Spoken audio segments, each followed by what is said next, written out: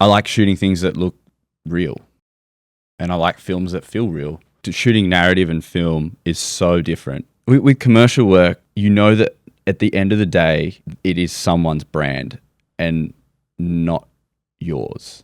I am a cinematographer that I'm pretty rough, I would say. Like I'm not looking for something that's pretty. The collaboration process between the client, the director, and the agency and everyone else becomes quite chaotic. The top of the mountain was to play something at MIFF. And that was kind of like what I was really trying to aim for. We ended up just making this beautiful film and we got in. We premiered at MIFF.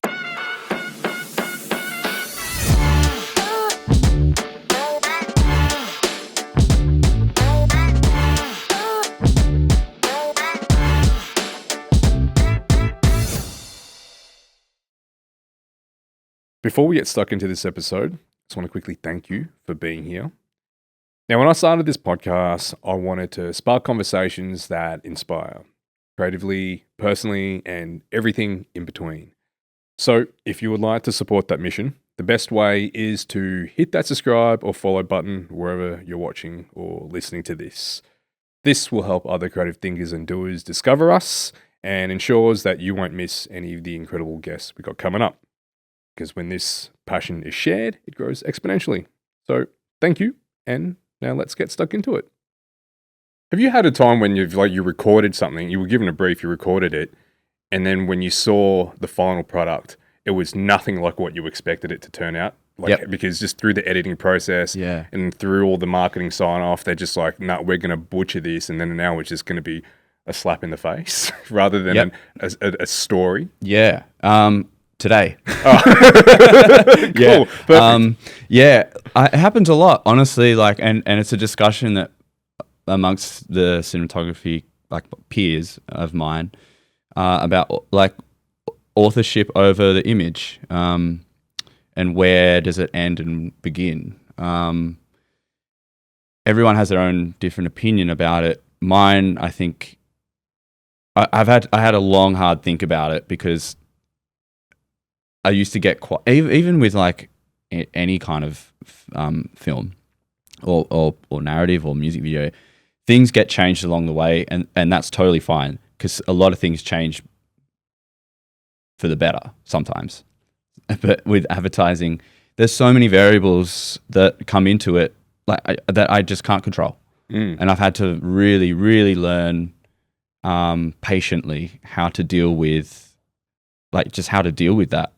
It's just a matter of just letting go because at that point it's out of your hands. Yeah, and where does my job begin and end? Like I know when my job begins, and I get asked to shoot. I get the brief. I get the treatment. I get going to meetings and have a chat with the director and things like that. I don't deal with the client side of things. I deal with client on the day. I can say hello and stuff, but the director is kind of like the mediator between that conversation. Mm-hmm. But I remember the first proper commercial that I shot, because I cared so much about how my work was perceived. When it came to it being in post-production, I was like, I would like to be in the color grade, and I didn't. It got to edit finished, and I didn't get to be in discussions with the color grade, and it really was that's when it was really an eye-opening experience for me because I wasn't a part of the conversation, and I was a bit upset about it because I shot it in a way that looked on brief that I thought, and then it got released and I didn't even see or know, and it kind of was oh, this is job's done, here it is, saw it, and I was like, oh. It would have been a little bit nicer if it was kind of more in the aesthetic that I had shot it in because I felt like I hit the brief. Mm-hmm. And the client were happy on the day and director's happy on the day. And I kind of realized that my job ends as soon as I leave that studio. Is that in every case or just in this one? I would probably say 50-50. Right. I work with a a guy I work with, James Cunningham, who owns Sneaky Studio. I work with him quite a lot, and he shows me the edit or the final release, or just before final release, he's like, "Do you have any grading notes?" And I was like, "More contrast." Mm-hmm. And usually, if I say anything, it's just more contrast because everyone wants bright things brighter, and I kind of tend to shoot just slightly a little bit more darker. I'm getting better, at shooting brighter images these days. And then, it gets released and then I see it and it's like, okay, well, there's nothing I can really do. It's not my brand as well. I get paid to provide a service. This is in commercial. I get paid to do a service, and my service, and I think that reflects in my rate. My service ends as soon as I leave. Yeah. And anything else after that is kind of my generosity. You're right. So it's essentially you're given a brief. Mm-hmm. Your job would be to consider the brief, framing what it's going to look like. Yeah. Frame the shot. Yeah. Set up the equipment to take the shot that you have envisioned. Once the shot's done, all right, over to you. Yeah. That's the approach that you feel as though that you have to take. Is that what you would prefer? Some jobs, yeah. Like some projects, I prefer doing that because sometimes even now that it goes straight to client, the edit. Right. So like your edit. No. So well, you don't. Do you edit? No, not at all. No. The only thing I do in post production is I sit with a colorist and we do all that. But that's becoming quite rare these days now. Even just like trying to get a color grade out of client is because it costs so much, and most of these production companies and agencies, they have their own in-house editor. So you really got to trust them. And most of the time, I think recently, like maybe bar one or two things have looked exactly how I shot it. Cool. I had to learn really, like over time, that I have to try and get it right in camera. And learning that skill in commercial actually transferred to shooting narrative. It's like if I get it right in camera, the chances of having to change it later is less. Yeah. But what's interesting, like with what you do, whether it be like for commercial or even movies, there's so many people that leave fingerprints all over the entire process. It doesn't feel as though that there's any one stream that stands independent. Like it has to account for the input of so many other people. Mm-hmm.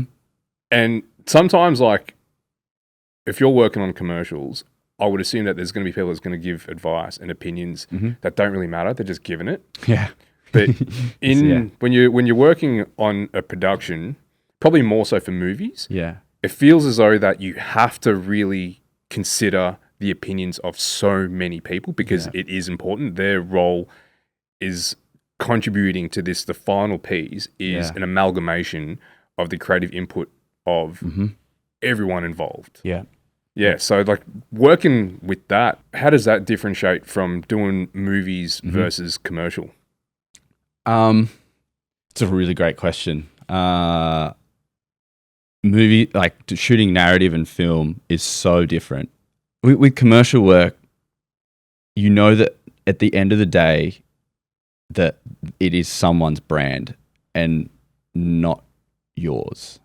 So the collaboration process is so different because it's like working for a boss, like having a boss and working for someone else.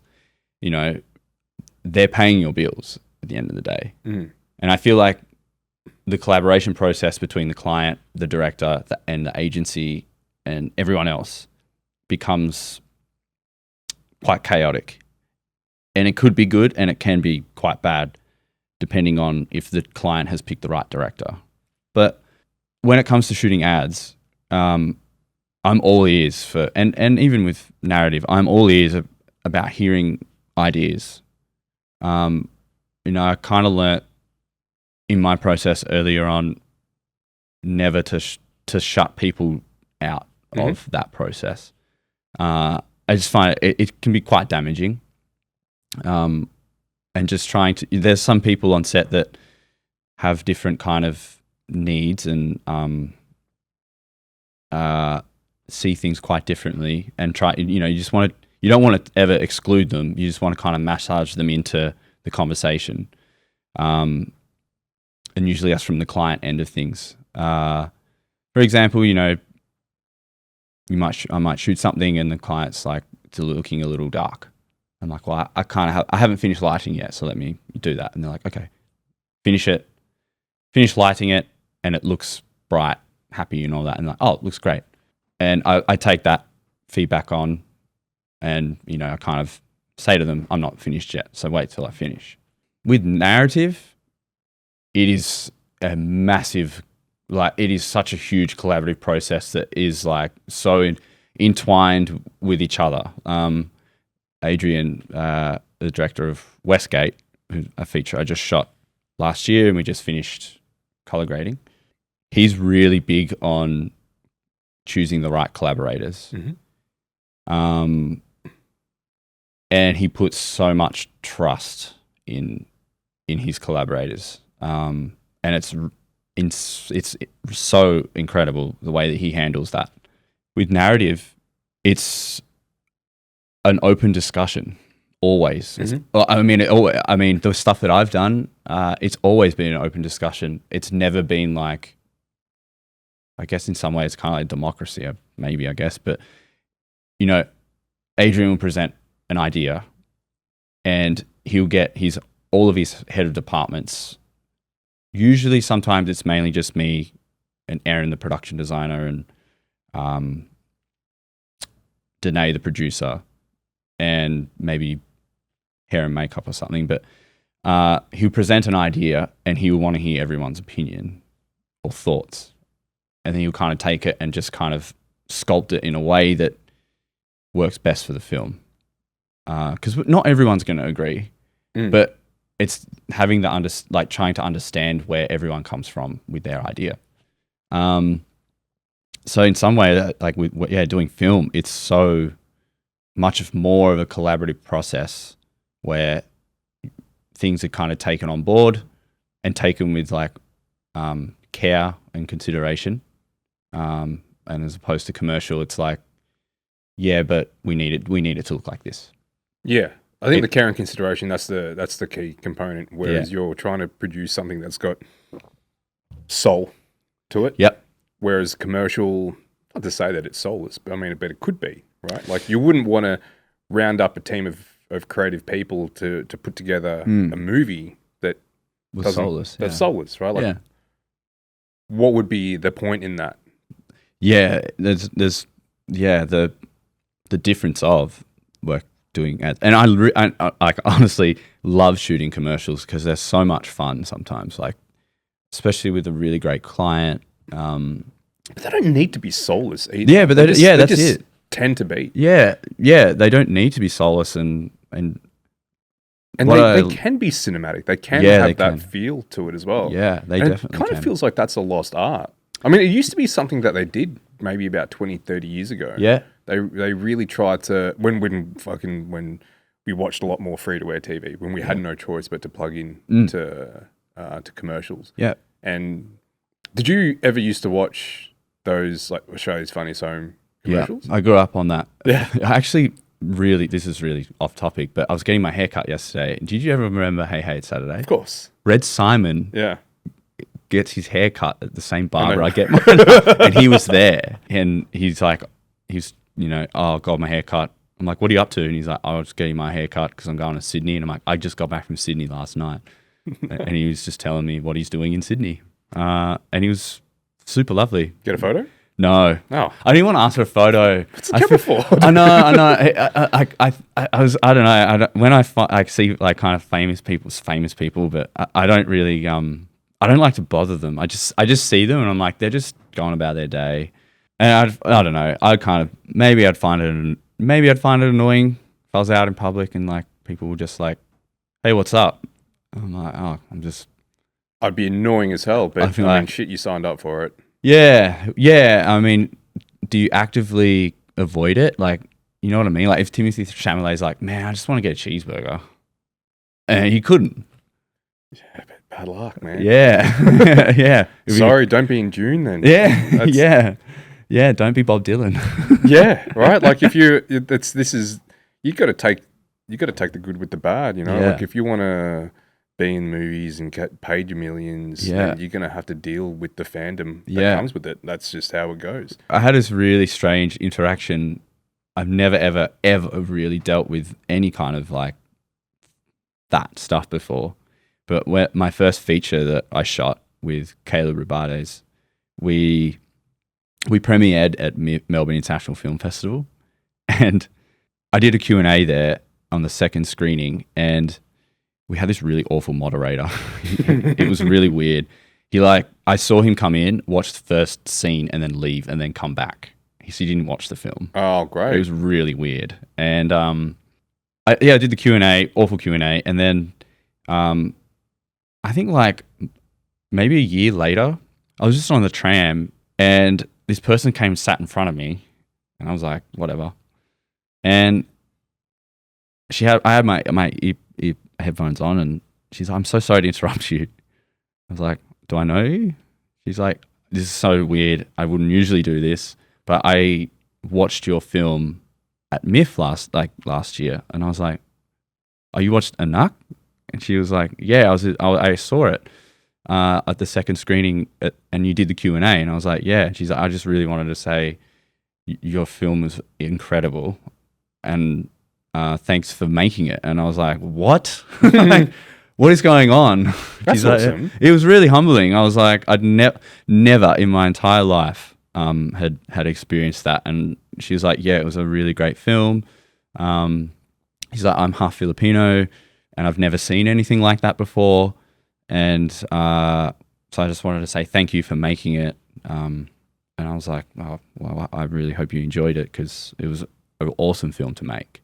And I'm very proud of it. And she got off the tram, and I was like, what interaction was that? Like, and then, yeah, no, never saw that person again, or haven't seen him again. And yeah, That's got to put a pep in your step, man.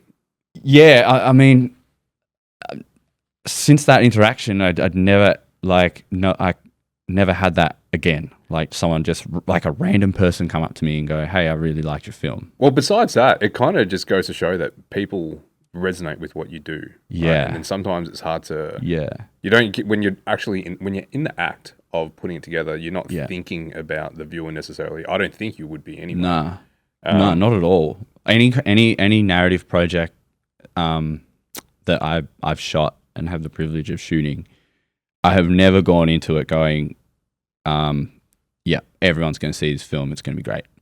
Well, not even everyone, but you've got to. I mean, even if it's just down to that one person. Like, what was it about her that resonated with the movie? I guess it's just having that cultural identity, that cultural affiliation with it. Something resonated with her, and you got to think if it was one person, then there's probably going to be probably more. more.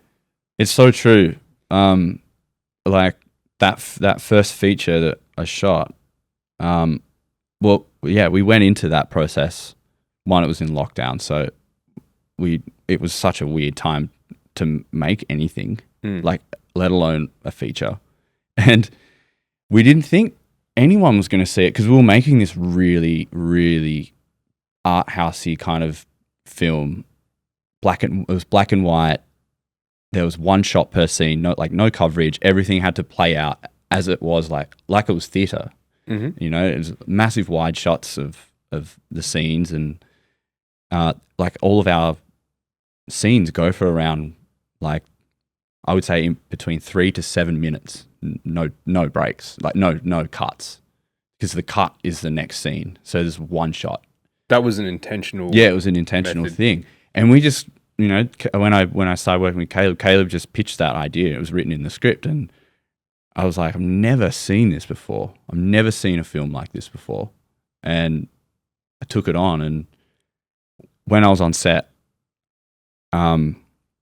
none of us knew what we were getting into. Like, we just were just a bunch of people that were locked up for in lockdown for so long. And we just wanted to be creative, and we ended up just making this beautiful film, and we finished it, did post-production and finished the film, and then Caleb just submitted it to Melbourne International Film Festival just because he had a free pass to do it, because you got to pay money to submit, and he did it, and we got in. We premiered at MIFF, and I remember the day we got in, I was on a location scout for a commercial, and I was on the tram, and at the top of the mountain with, success, I guess, the top of the mountain was to play something at MIFF. And that was kind of like what I was really trying to aim for. And I always thought that if I did that, it would just be a short film. I didn't know that my first feature was going to be, I didn't know that my debut to Melbourne International Film Festival was going to be my first feature. I never thought in like any lifetime that would happen. And I remember going to this location scout, and Caleb called me, and he was crying. And he's like, he was happy, obviously, and I could hear he was like, really happy. And he's like, "Man, where are you right now?" And I was like, I'm like 5 minutes away from walking into location scout. And he's like, we just got into MIFF. And I just like, my whole body just like fell, and my stomach just like dropped, and I was like, "You have to be joking." And he's like, "We're premiering at MIFF this year. We've got 2 screenings, 2 Q&As." And I started crying, because at that moment I had just placed my hand on I had just pulled myself up and reached the top of the peak of the mountain, and I felt that's where it was like a 360-degree view of where I wanted to be.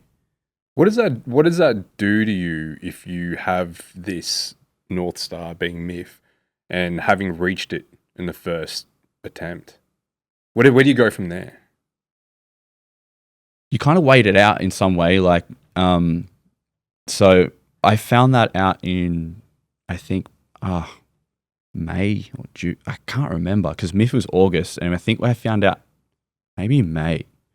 And I got to the location scout, and I was like, I have no one around me to tell, and I don't know if I can tell these people. But I had tears in my eyes, so I rocked up and like, "You okay?" And I was like, "Yeah, my first feature just got into MIFF."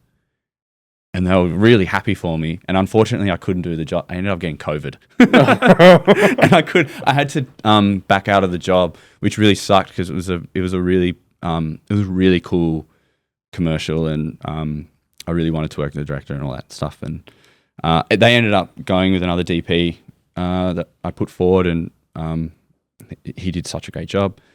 And so like, I kind of sat with it for a while, and like, I got home, and my partner at the time, I came home with a bottle of champagne, and I was like, it's happened. And both of us were just so excited, and she was so happy for me, and I opened the bottle of champagne, and I finally kind of like had felt like I had been seen. Like everything up until that moment, all the hard work and the sacrifices that I had made felt like it was just so worth it. And then MIFF actually happened, and we sold out both screenings, and we got an encore screening, which was really crazy. And you don't know about that until... Yeah, so if you sell out both, and then the second screening happens, MIFF will give you an encore. You can turn it down, I think, but we did it, and I went to I went to all 3 screenings because a lot of my friends couldn't go to the first 2, and they obviously went to the encore, and I went with them. And I think the encore screening was mostly like my friends, and it didn't sell out, but the cinema was half full, which was still kind of great. And then MIFF finished, and we had so much press. Like we had press from the ABC, we had press from about what the film is, and it's like it was a must see at MIFF, which was nuts because we were just like, Caleb was like 22, and for anyone to make a feature at that age and get it into one of the biggest film festivals in Australia, His first? it's his first, yeah. It's massive, and we invited distributors to come along and see the film. No one showed up. We didn't get any distributors. I think maybe one or two, but we even comped their tickets, like, just to say, we've made this film. Would you be interested in distribution? And we didn't get any. It still hasn't been distributed. And so MIFF finished, and we kind of were like, okay, well, now we have this thing. And then we submitted it to a bunch of festivals overseas. It didn't get in. People were interested in it, but they were like, oh, it's a really great film, but it doesn't fit with our current, it doesn't fit with the lineup that we have this year, which is a hard pill to swallow.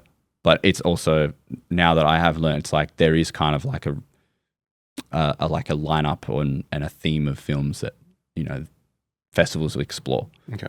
And yeah, we didn't get into anything, and now this first feature just kind of sits in the universe as like something that since we played MIFF, it's played every year once in a really small theatre. Like after MIFF 2023, we played Thornbury Picture House through Senses of Cinema, and we did a Q&A for that.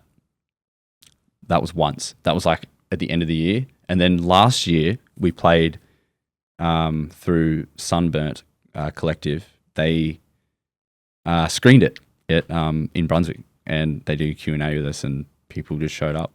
It's just like this gift that keeps on giving. Like Caleb's like, oh, by the way, Anak's screening. Do you want to do the Q&A? And I was like, sure. And it's just like a random place. So it's just like this really interesting film, and I'm still so proud of it. It was a really kind of interesting time in my life when I shot it.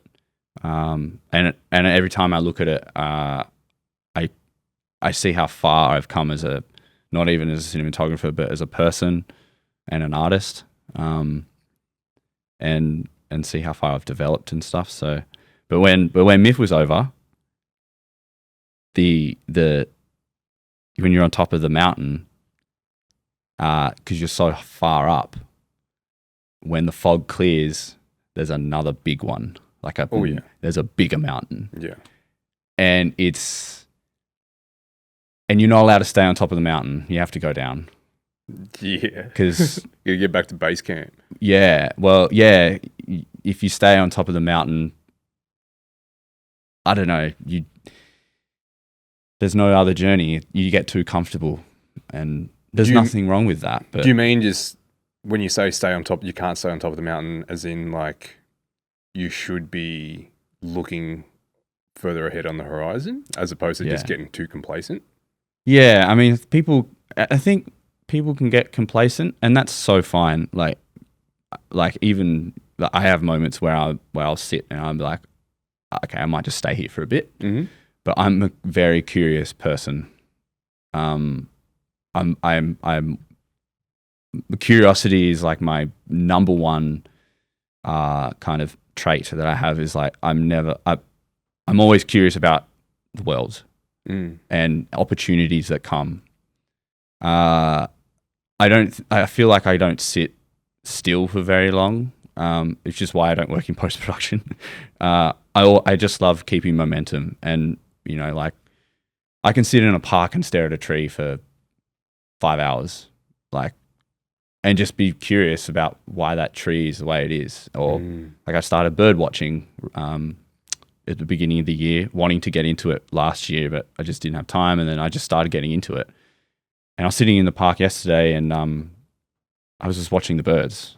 I'm just so curious about how they work. And dude, you could really get extremely fascinated by anything if you give it the attention. Yeah, and You that's can be curious about anything. yeah, and I'm curious about cultures, and I'm curious about traveling, and I think I've kind of always been like that since I was a teenager. Like I think when I realized I was very like a really curious person, it was like when I moved to Melbourne, because I'm originally from Tasmania, and when I moved to when I heard about the idea that I could actually leave Tasmania, that's when it kind of started.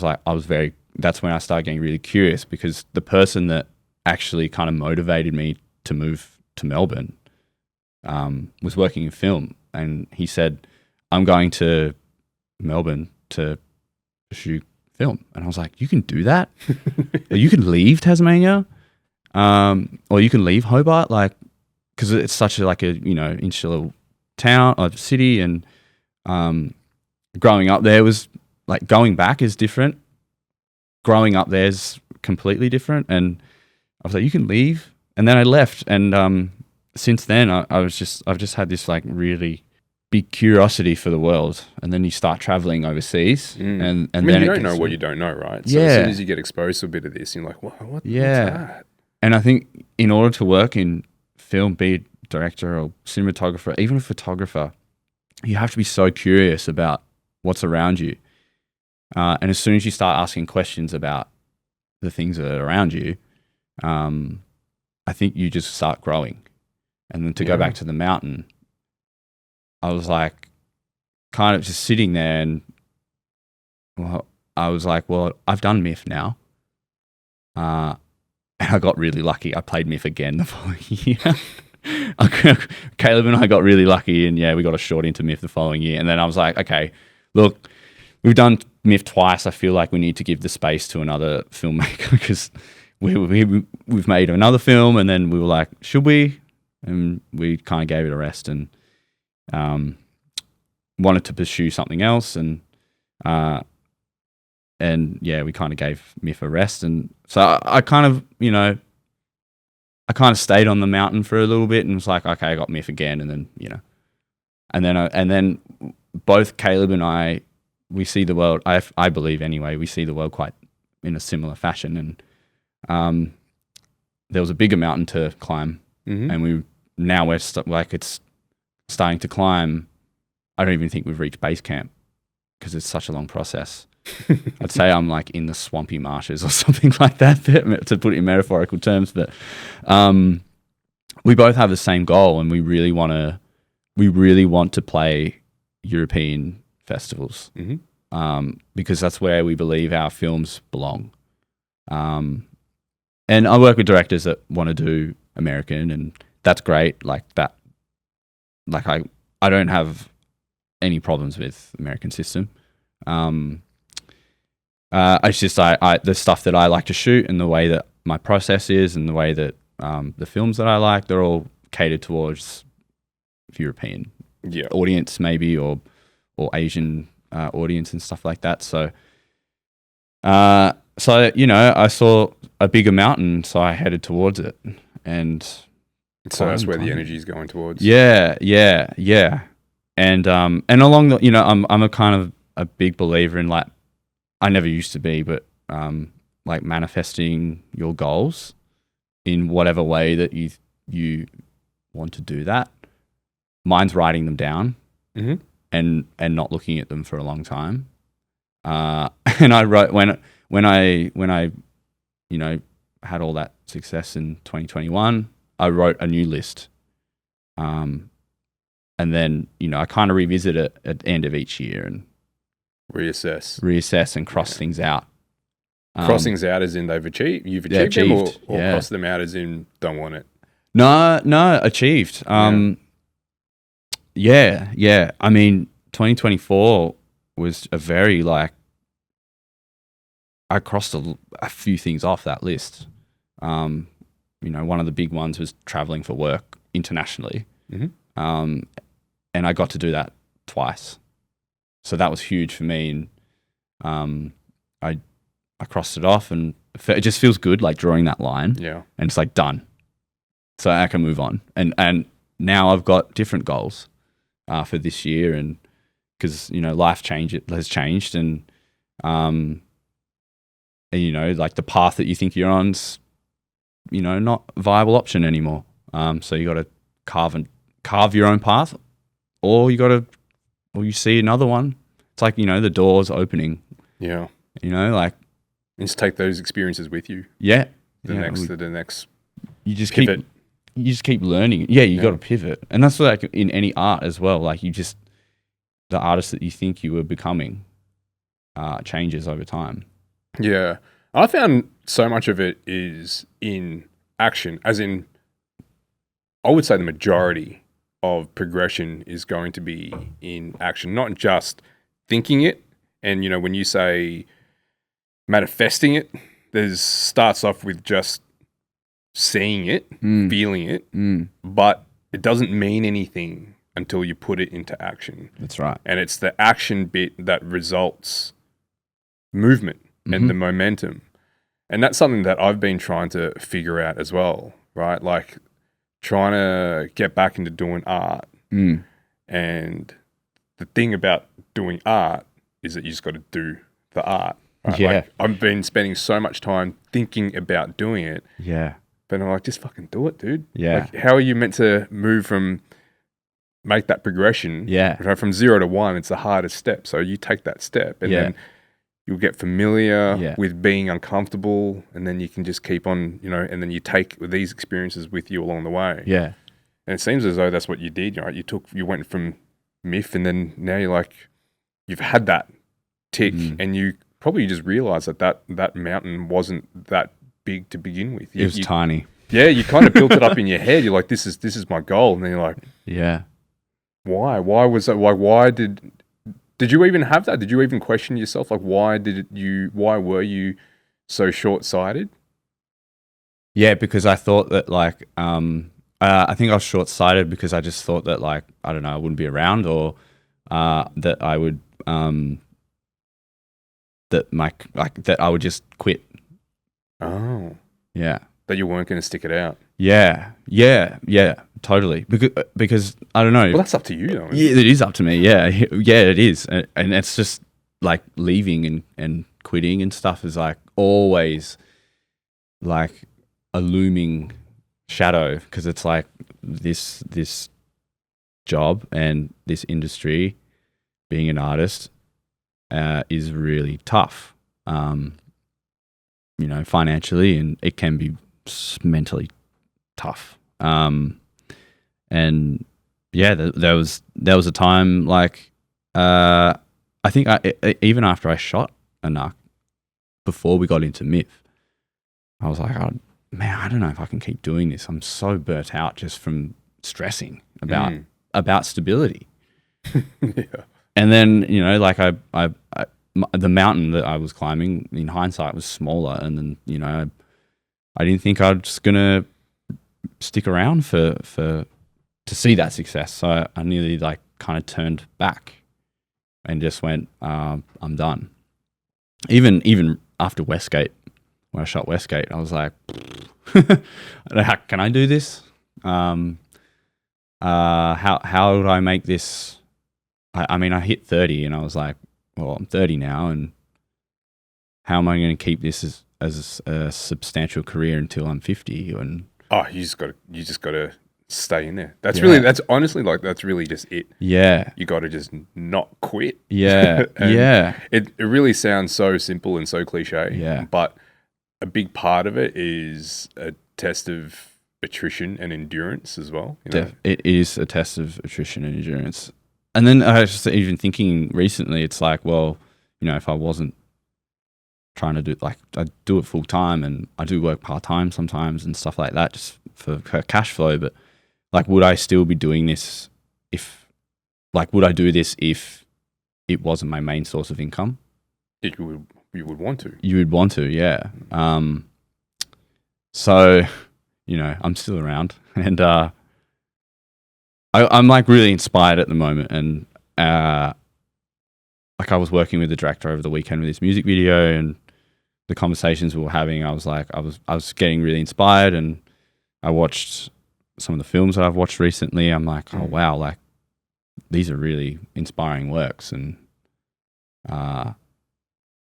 just getting back into making things again, and like looking for what's next, because it's like, you know, you're out in the ocean waiting for the next wave, and you know, waves come and go. Yeah, you might fumble and fail, and you just ride back out to the calm surface and wait for the next one, which is where I'm at now, because, you know, Westgate's done. And just having that curious knack. Right? Yeah. You can find inspiration wherever you go if you do have that ability just to remain curious. Yeah. Because you just don't know when opportunities are going to come, or when lightning strikes. Right? Yeah. Like you just have to be open to it, and to be not necessarily in search for it, but just to be questioning, and to always question. And, you know, when you're looking for things, and if you're just watching birds, and just getting fascinated by that, like you could break that down into so many little bits that could inspire the next whatever it is that you're doing. Yeah, and like I was saying to guys on the weekend, like I have something on the horizon, like that's, and I don't know, if it's not really a mountain, but it's another thing, just another step up, and like I know that's coming, but to fill the gaps in between, it's like, you know, how do I keep my curiosity and soul nourished? Yeah, do you turn to other mediums or other creative outlets to try to, like, I find it, I've spoken with a bunch of different multidisciplinary creatives, and then they would do, you know, go with this approach, whether it be photography or design, to then help spur on the creativity of the other discipline. Do you parlay in different areas to try to, because like if you're doing film, so much of that is inspired by life, right? Like, so if you're not out there living, if you're not out there just learning and experiencing things, and there's nothing for you to put in film. So like, do you actively do anything to help with the inspiration of film? I do. Yeah, photography is a big one. And it's just so easy to gravitate towards, because obviously being a cinematographer, it's like moving images at 25 or 24 frames a second, but photography is one. And if I wasn't a cinematographer primarily, I'd definitely be a photographer. But like, that's easy. Like, it's just easy for me to pick up a camera and just go. And but one thing I do when I do photography, I just walk around. Like, I don't know how many people do that. Like, people find it strange, I think. It's like, to just walk around? Yeah, like, I don't know. I don't know any other cinematographers that do it or practice it or whatever. I just really like walking around and just taking photographs of... Dude, it's beautiful. Yeah. It's nice. Like, to just walk without an objective or without an endpoint to the walk. Yeah. Then you make the walk the purpose of what you're doing. I have to ground myself a lot as well, because, like, you know, work gets pretty crazy, or I'm going through a tough time mentally, and I kind of have to go out into nature, or even just walk around with my headphones on. I just recently moved into the city, and I've never lived in the city before, and I don't particularly love Melbourne CBD all that much. No? But Why? I mean, I do, but like, there's some aspects that it's just like insanely loud all the time, which is whatever. So that's why I have my earplugs in. And you're too used to Hobart. Yeah. It was just, I lived in very quiet areas in Melbourne, and you know, I lost most of the time I listen to music, but like, since I've moved to the city, I've actually taken my earplugs out, and I've just listened to everything around me. And you know, I might just be going out to get lunch, or I might be going out to get a coffee, or meeting with a friend or something. I just take my camera with me, and I've spent a lot of time looking up instead of looking down. So the way the light reflects off buildings in the city is really fascinating to me. You know, light just bouncing off windows, bouncing onto a front facade of an old building.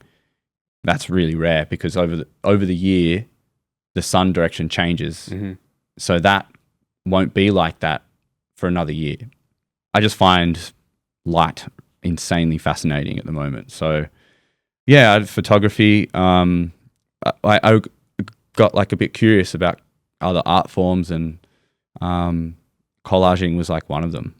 So we had all like where I used to live, we had all these old magazines around, and I was like one day I was like, I'm going to try collaging, and I did, and I found it really fascinating. Collaging's great, man. Yeah, It gives it's like this ability to repurpose Yeah. something Yeah. else, right? And just to give it new life. It's almost Yeah. like Voltron. yeah, yeah. It's so cool, and I wish I could do more of it. Just because I don't really I don't have the magazines and stuff anymore, but Yeah, true. yeah, it's like there's so much of them, and it's like now I've moved away from that life, and now I was like, oh, I would really like to, but I'm really curious about painting at the moment. Ooh, okay. Yeah. What's in that curiosity? Collaging was like, it was fun. Yeah, it was fun. But I couldn't really express what I was feeling, what I was really feeling deep down through collaging. I kind of was thinking about painting in a way that when I'm going through a really tough time, the only thing I saw was like I could only picture my thoughts and emotions through paint. Oh, right. And to put it in a vulnerable aspect, I was really, really depressed last year, and the only way that I could envision this feeling was like painting. Right. And there's like a famous Goya painting that's like I think it's Kronos or it's Saturn eating his son. No. Yeah, the really scary one. Yeah. And I kept thinking about that painting, and I'd known about it for years and years and years. So when you say painting, you mean like figurative or just more expressive? Expressive. Right, yeah. Just like pure black paint with like molded together with like some kind of like a lighter color. And I just don't even know how to begin. Like what you were saying, it's like I should just do more art. And it's like, yeah. But how do you even like, do I just go out and buy paint? Yeah. Yep. Like, you can buy it anywhere. Kmart. really? Oh, dude. Yeah. If you just want to do that, they got everything you need. Everything you need. They got canvases, they got brushes, they got paint, they got easels, they got it all. Yeah. I saw a meme that an artist put up. It was someone holding this book, and it said, "How to paint." Open the book, paint. Like, that's it. That's it. That's a great book. That's it. Yeah. Yeah. That's really what it comes down to is, it is the hardest. It's the hardest step, that whole like from 0 to 1 and that literal and metaphorical blank canvas. Yeah. Because if what you're feeling is like so much darkness, I suppose, if you're seeing black, it's going to be the antithesis of this white canvas. Yeah. Right. So you're seeing something that's so pure and untouched, and you just like, I need to tarnish this. Yeah. And like the only thing that you can do is just slowly one step at a time. Yeah. So like I've set up downstairs in the warehouse. A bit of a painting situation. Oh, that's great. Yeah, but you gotta start, and then like when I like obviously follow a bunch of different artists, and that's their advice. Their advice is just do it. You just gotta just keep doing it, and then they're constantly like I would just think, how many paintings can one person do? Like if I was to get into it and be like, oh cool, I finished a painting, fantastic. But then I'm looking at all these other artists, and they're just churning through them because they're constantly just in that mode. Yeah. Just to stay in that mode. That was the idea. The idea was for them to be in action the whole time, right? Yeah. And to explore and to get intimate with that feeling of expression. Yeah. So if you have this desire to do it, man, like it sounds really silly to say, but it's like just do it. Just do it, man. Do you feel like if you start doing a new art form or something, do you think like you put it off because you feel like you're gonna suck? That's a big part. I think it's a big part for me. That's a big part. But then I've resigned to the fact that I'm enjoying processes of learning and discovery more. And this comes down to that whole curiosity thing. I've spoken about like my relationship with painting. I used to paint a lot before I got into design, but I had a really tumultuous relationship with it. Like similar to what you're going through, I had a lot of angst and a lot of frustration, and I painted, and it helped me express it. But what it also did was that it heightened that sensation by keeping me in it as I was painting. And I just had a really bad relationship with painting because I just didn't want to feel that way. So I like went from painting a lot to like not at all for 15, almost 20 years. Whoa, that's a huge time. Only because I was because I just was so far away from it. I'm like, it's out of my life. It's just not even part of me anymore. Yeah. And I did these because I was going to ask, is this yours? These are mine. And this is really cool. I really like it. Yeah, thanks, man. So this was almost partly out of necessity because I needed to have something for this podcast. So my wife suggested that I paint my own because I'll know exactly what needs to be done and how it would work on the set. Yeah. And it was the first time in, like more than 15 years since I painted, and I felt really rusty. But it was nice to do it in a different context where I was like really happy and optimistic to do it. Yeah. So that was my relationship with it. But what that did was that was the 0 to 1. And then now things are ticking. I'm like, oh, yeah, I want to try this. I want to try that. I want to try that. So I'm still very much in the early stages, but I'm now going with a sense of enthusiasm. Yeah. And I think you just got to ride that, man. So there is like, you're never going to master it. That's not the point. Yeah. Right? You're always going to be learning. Always. Because that's the point of it. Yeah. You know, even some of the most accomplished artists I've spoken to, that they paint for a big part of it is the exploration, right? It's just to see what else they can uncover and unlock. And it becomes a regular practice because it's just being in that mode is what they want to, that creative mode. Yeah. I think that's the addiction that they have. That's really great. Like, that's just being curious as well about your own self-development, really. Yeah, man. And when you say being curious about yourself, it is about like that personal development. Yeah. And to trust that, you don't know what you're doing. You have no idea what you're doing. Yeah. I like, but that's okay. Yeah. I don't know. Like, I'm sure you get asked as well. It's like, how do you do that? And it's like, I don't know. I mean, like for you, you'll have a lot of hours and hours and hours of just thinking of how to frame a shot. And then once you have, like, let's just say if someone was to start off doing what you're doing, and in my naivety, like me as someone who doesn't know how to do what you do, I would have to carefully think of, okay, so here is the director's notes. This is how they want to frame the shot. This is the expression. This is what they want to elicit from this particular scene. So now I'll have to know how to frame it. Then I'll need to know how to, what equipment, what lighting is going to be used, and just be really meticulous with this process. But for you, it's like bang, bang, bang, bang, bang, set up, done. Yeah. Like that's just the difference, right? Like you just have there's a lot of planning for it. Of course, there's a lot of planning. But I like planning, and then just like if something just doesn't, if that plan doesn't work, then you just pivot. Like I love like a lot of improvisational cinema and even improvisational problem solving. You have the experience to know how to improvise. But like, and that's what I'm saying about like if you want to paint, to get to this point. Sitting here, you just got to get the runs on the board. Yeah, you do. Like when I was younger, and I was like, I really want to be a cinematographer, and then I just went, I'm going to do it. What did that mean when you said earlier on, as in your early years, you said you wanted to be a cinematographer. Why a cinematographer and not necessarily a director or a writer, or even a photographer? Yeah. What was it about, cinematography? Because a lot of those are very closely adjacent to a cinematographer. Yeah, they are. Well, I actually wanted to be a sound designer and an audio engineer.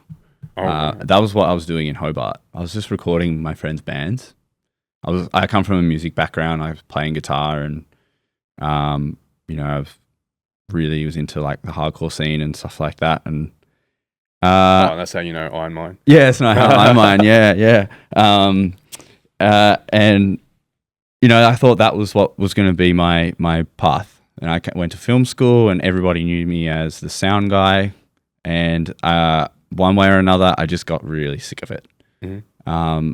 And I'd always been a visual person. Like if I read a book, I could visualize what the characters look like, what they were doing, what they were like, how they were moving.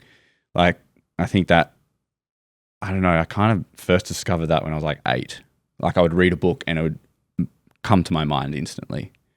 And I was, I grew up watching movies and stuff as well, and Star Wars. Like I love Star Wars. So, and then what really, like, I got to the point where I was like, okay, I don't want to do sound because I'm over this.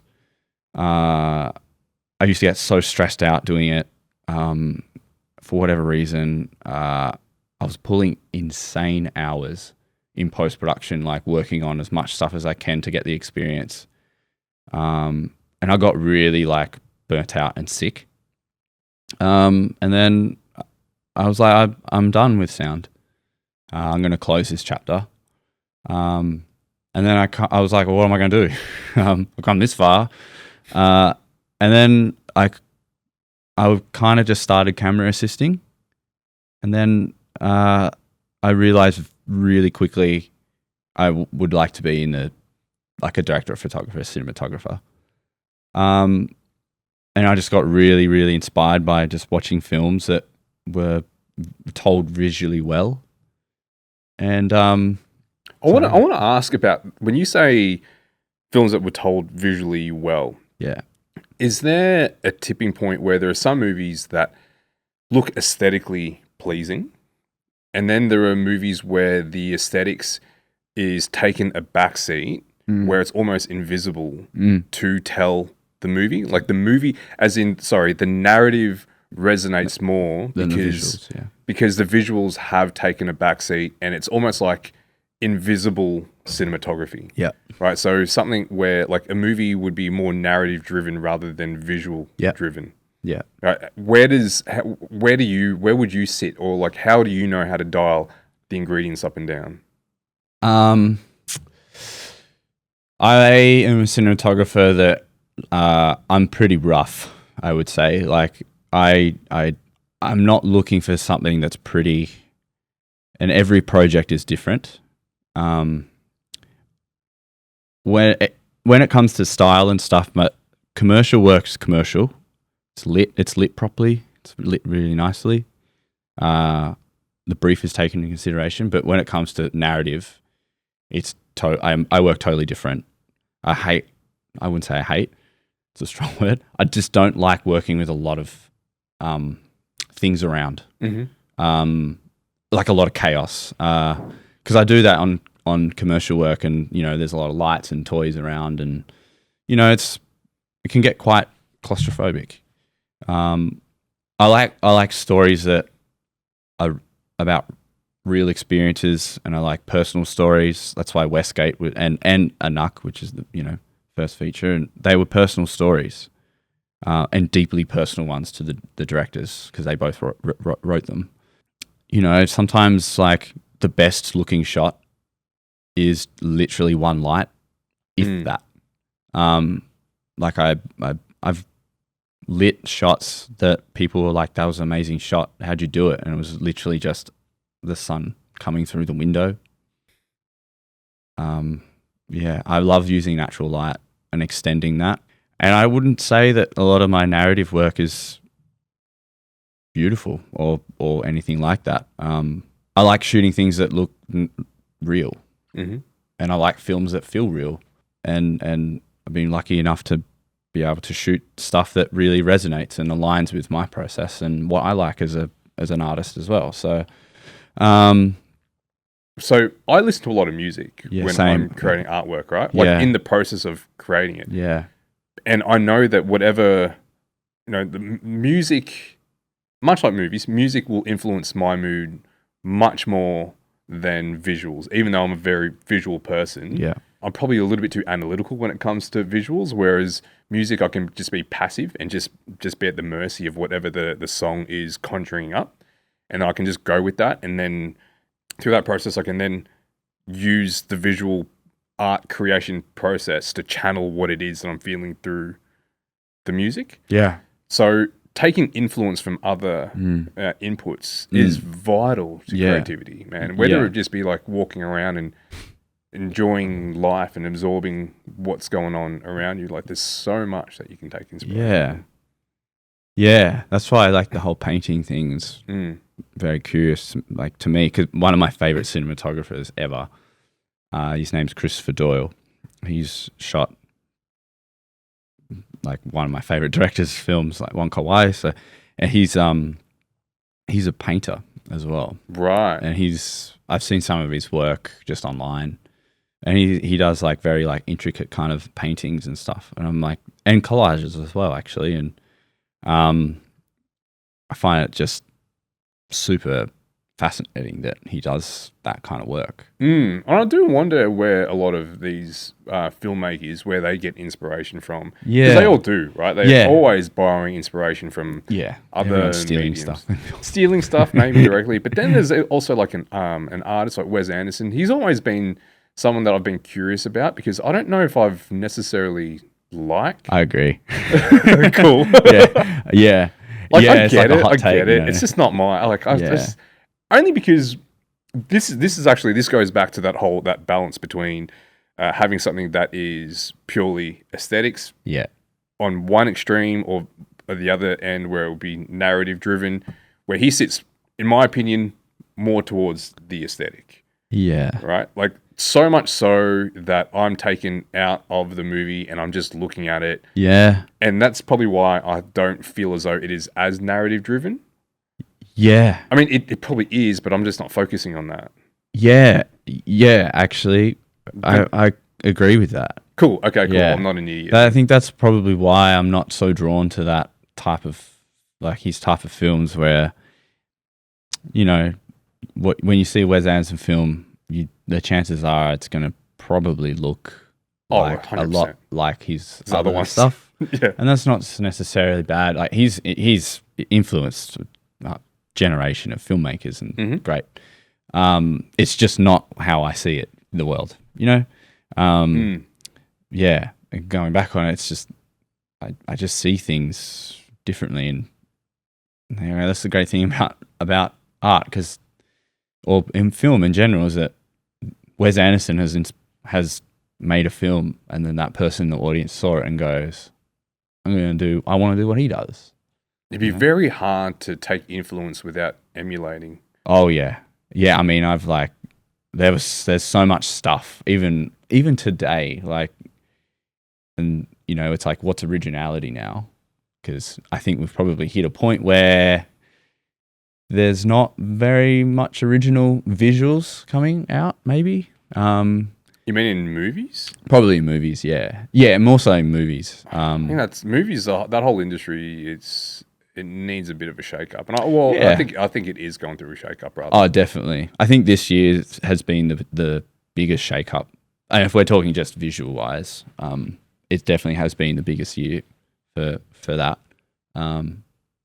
I think audiences now are just kind of getting sick of being fed the Kool-Aid, I guess. Yeah, the standard hero trope. Yeah, and you know, like Marvel's kind of method of making stuff is not working anymore. Yeah, it's over. Yeah, and audiences are looking for more, I think, I wouldn't say indie, maybe they are looking for indie, but they're looking for more kind of personal stories. I would say indie in the sense that, like, if you look at any kind of medium, or even like, say for example, music, which would be the easiest one to kind of like dissect, because once upon a time we all listened to the same thing because the music we could get was on the radio, right? Mm-hmm. So whatever the radio played, it will be, you know, let's say like Beatlemania. Beatles were massive because that's all you could hear. That's all you could hear. Yeah. And then there's this dispersion of all these genres started coming out of it. They influenced this, influenced that, and then different cultures had their rise of different sounds. And then we, as people and communities and societies, that we would then find things that we resonate with more. We'll resonate with like on a more personal level. Yeah. And then things start to splinter off. Yeah. And to the point where like there's something that you would specifically like that not many people might. Yeah. But then that sits with you because you are an individual in your own right. Like there's so many components and facets of you, and it just so happens that this particular sound that this musician made sits with you. And we could have, you know, maybe we could have similarities in so many ways, but music choice could just be not the way. And then now with movies, because the Marvel movies was the equivalent of the Beatles, that's all you could get. That's all there was. Yeah. No one was going to be hedging any bets with bringing in anything that was independent. Like, we're not taking that risk. Yeah.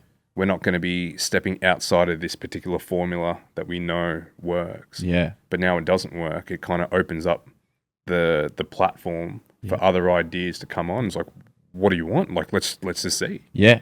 It's so true. An exploration now, right? Like you can just start fucking around and seeing what sticks. Yeah. Even on the scale where it's like making films now is quite, well, making things in general is quite accessible now. I had a discussion with a friend about this. The accessibility to the industry is still really hard, but the accessibility to the technology is easier. You know, so it's an industry problem then? Yeah, totally. Yeah. It's always been a business or an industry that is you need to know someone to get in, just to get the foot in the door. Yeah, like to hold it open, and then you got to pry it open. Yeah. And I feel like everybody that I know well enough, I guess, has been in that position where they've been the PA and worked for nothing and stood out in the rain holding a shot bag or holding a light. But the accessibility to the technology is, I mean, you have to be in a financial position to afford it. But even then, you probably know someone that owns a pretty decent camera. But wouldn't you say that like that's part of the creative genius is to figure out a way to use what you have and create something that will resonate, and then even the distribution's got to be a lot easier now as well because you have social media. It almost levels out the playing field. Like you are now on the same channels as all these other big players. You have the reach, not initially, but you have access to the same audience that they do. Now it's up to you to figure out how you go about just distributing and making it and being clever and creative with what you have, right? Making the most of what you have with the little dollars you got. Yeah. But then that is the creativity at play. Yeah. Rather than just throwing money at a situation. Like that's going to look great maybe, but it might not resonate. Yeah. Well, at the end of the day, like with film, it doesn't matter if you have like, you know, the ARRI Alexa or all the bells and whistles and tools. At the end of the day, if your script is shit, there's no, and that's to go back on what I was saying earlier about the visuals versus the storytelling. And same with sound, actually. Sound's a huge thing. Sound's a big one. Yeah, like people don't want to watch a film with shit sound. Unless it's a Nolan movie. Yeah. And it's pretty hard to hear that. Oh my God. Yeah. I actually watched Oppenheimer and I actually found it fine, but I watched it at Hoyt, so everyone in IMAX was like, "Oh, that's weird." Yeah. What about Tenet? I thought that was. Did I see Tenet? I watched Tenet at home, so it was okay. So I could watch it with subtitles. Yeah. At the end of the day, if your film's not written well and directed well, I don't know. Yeah, it's just basics, right? Like it's the absolute core. If you don't have the right foundation, then the rest of it just doesn't matter. Yeah, and like at a basic level, like if you had a shit script and you brought on like an Oscar-winning cinematographer, Oscar-winning production designer, Oscar-winning mixing team, sound mixing team, visual effects, all that stuff. If those words on the page don't translate well, and kind of the director is in charge of it, I guess. If those words on the page aren't good, yeah, chances are you got it pretty bad. Yeah. What is the direction that movies are moving in? Oh, don't know. TikTok. TikTok. Yeah, probably. Short form. Yeah, short form is huge at the moment, actually. Yeah. You see the thing about Fast and the Furious, how it was cut in a different way, and it was filmed and cut in a way that resonates with how audiences are now as passive viewers, where it was almost like short 7-second, 15-second cut. They intended for you to not necessarily keep up and maybe use that as a way of distracting you from the absence of an actual script or a narrative. It's so, I'm fascinated by that because it fucking works. It does. Yeah, I mean, I remember watching the Fast and the Furious. The first one? The first one. It was awesome. It's fucking a great film. Yeah, I love the Fast and Furious franchise. It's just, it's a fascinating franchise. When people talk about diversity in cast, that franchise had it. They had by the time they got to like number 8, everyone's single race was in it.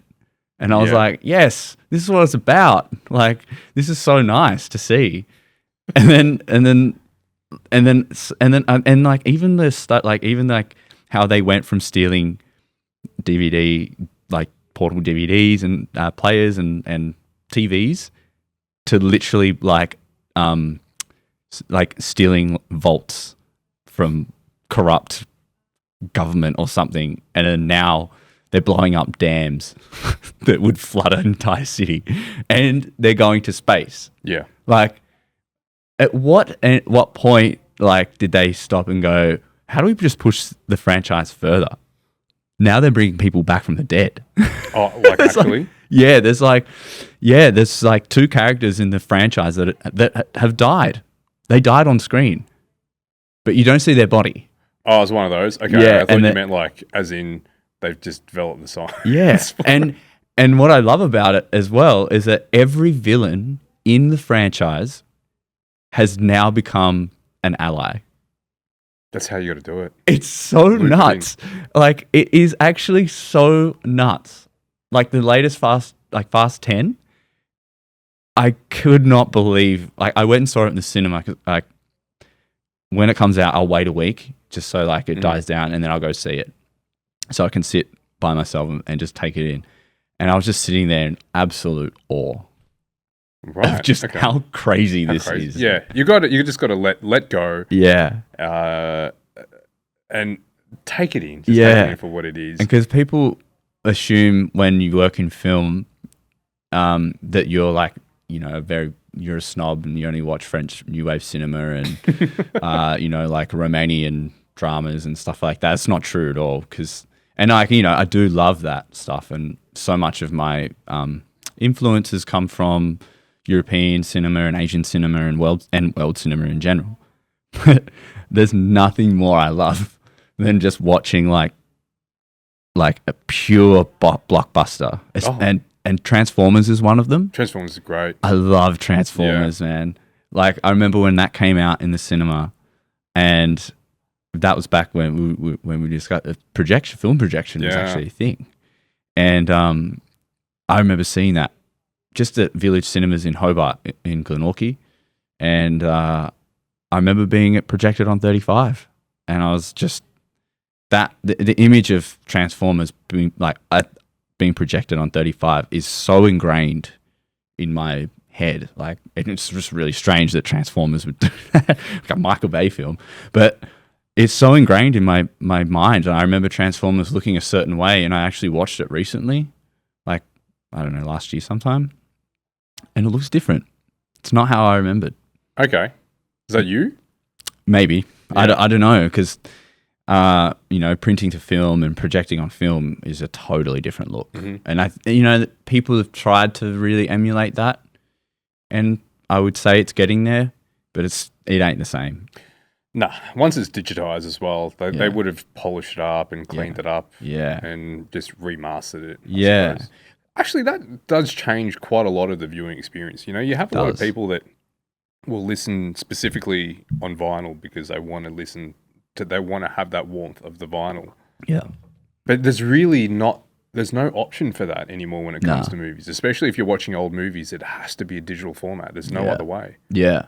Yeah, well, film projection's really gone unless you go to, the Astor Theatre, and I think the Sun do it as well. But yeah, it's such a sad kind of thing, because that's the thing with films is behind that frame that you see on the television or in the cinema, there are 100 people behind that camera, and to not show it in its intended format and turning this smooth motion bullshit on is a disservice to everyone that has worked on it.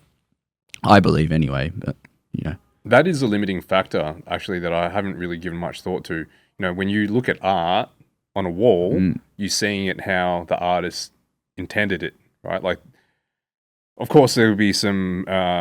You could collect the print. You could see some copies of it.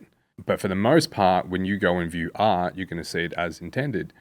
Music, similar sort of situation. You can have the vinyls, you can go to a gig. But movies, most of the movies are going to be consumed in a format that it isn't intended, right? Like if at home on a shitty TV, shitty sound. Yeah, on a Qantas airplane. Oh, yeah, that too, right? So you're absolutely at the mercy of the output, and it really comes down to how the viewer the viewer's discretion, how they. Yeah.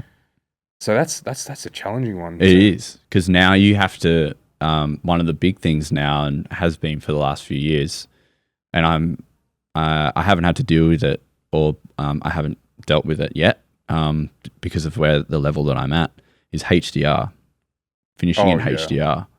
And this is to go back on what mentioned earlier, is that films don't look like what they used to anymore, purely because of, I think, HDR. Gone are the days where you could see a frame and it's just like pure black in the shadows. You don't see anything. Whereas now you see everything. And that's kind of the streaming's. The streaming services are kind of at fault, I guess, maybe. They want to have that dynamic range, and they want the flattest image possible. Really, they want a flat image, not a flat image, but they want to be able to see everything. Gotcha. Everything, the lighting needs to be evenly lit in some way. You watch even now, still watch Apocalypse Now, and the scene with Marlon Brando at the end.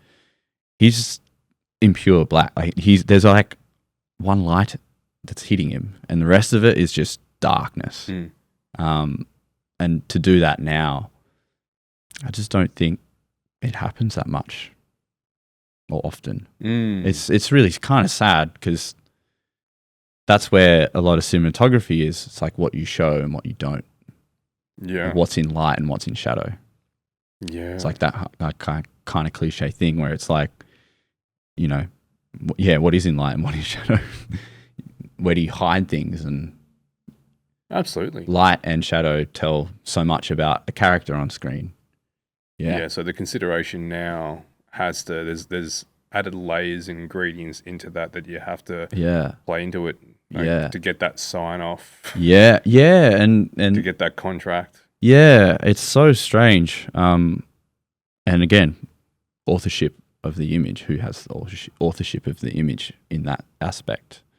Because with this an indie film, the director and that production company, they have authorship over it. The studio doesn't, because there's no studio involved yet.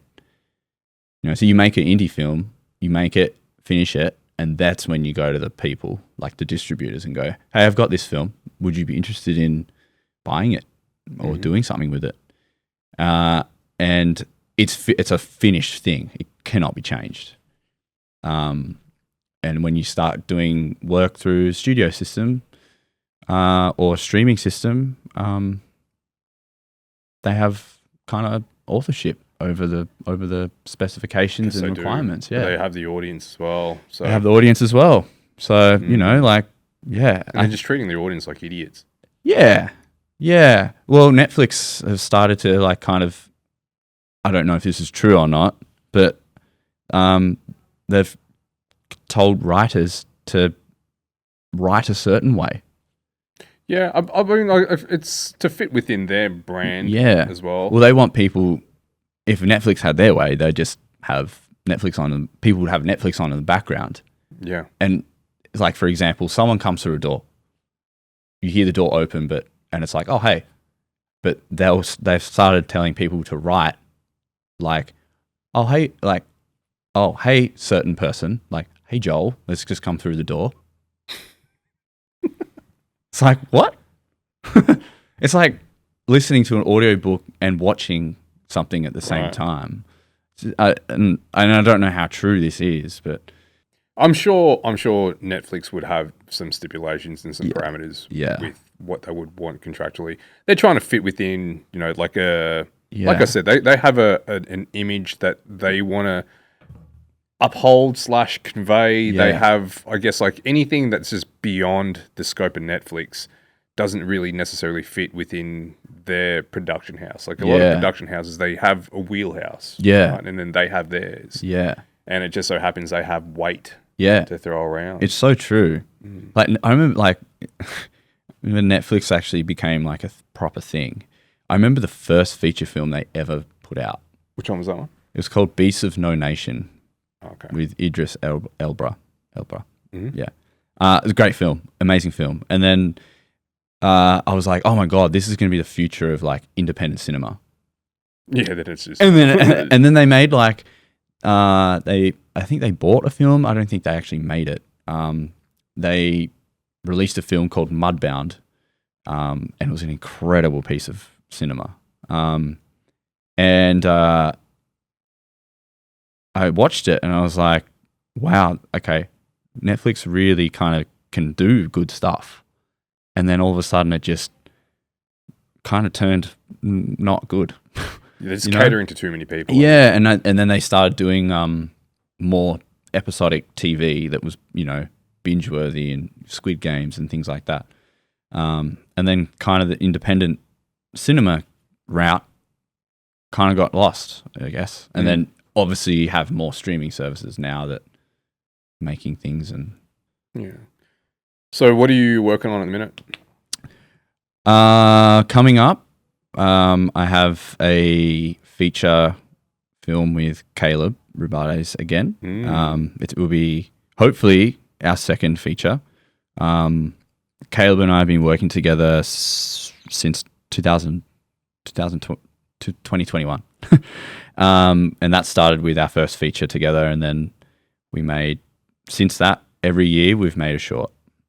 And in 2023 we started location scouting for a feature, not this one but a different one, and then he's written another one, a different one set in the Philippines, that we're hopefully going to make in July or August, depending on how things go with other aspects of this project, because there's another part of the project that they want to do, which is doing workshops in this town that we like, kind of area that we want to shoot in for the we're doing workshops in high school. So we'll see how that plays out. Yeah, Caleb and I have just been working together for a long time now, and we've developed like a language together, and we've developed a career together, which I'm so super proud of. I'm so proud of him, and I'm also quite proud of myself for the work that we've been doing, because I feel like when we do make something, it is 100% us, which is really, really kind of, you know, it's tough to do, but I feel like it's so authentically us. And both Caleb and I, he drives me as much as I drive him. he just has an incredible presence and enthusiasm about making films that wears off on everyone that he's around. And he cares so much about the work and the films that he makes and the characters that he portrays in his films. And he's just incredibly inspiring to work for. So, you know, every time he asks me to do something, I'll do it. Like, I'll drop everything to do it. Where are you guys at the minute with it? Well, he's actually in the Philippines on holiday, and he comes back very soon. And then I think when he gets back, it's like we'll kind of kick into it a bit more. Awesome. And yeah, we're planning to go hopefully in July and shoot for 2 weeks to 3. Mm-hmm. Caleb and I have the same drive where we don't like waiting for permission to make something. I've seen a lot of directors and friends of mine go through the whole waiting process of waiting for funding or waiting for a certain person to be available for the film. And I kind of see that as waiting for permission to make something. But at the end, obviously you need money to make films and stuff or make art.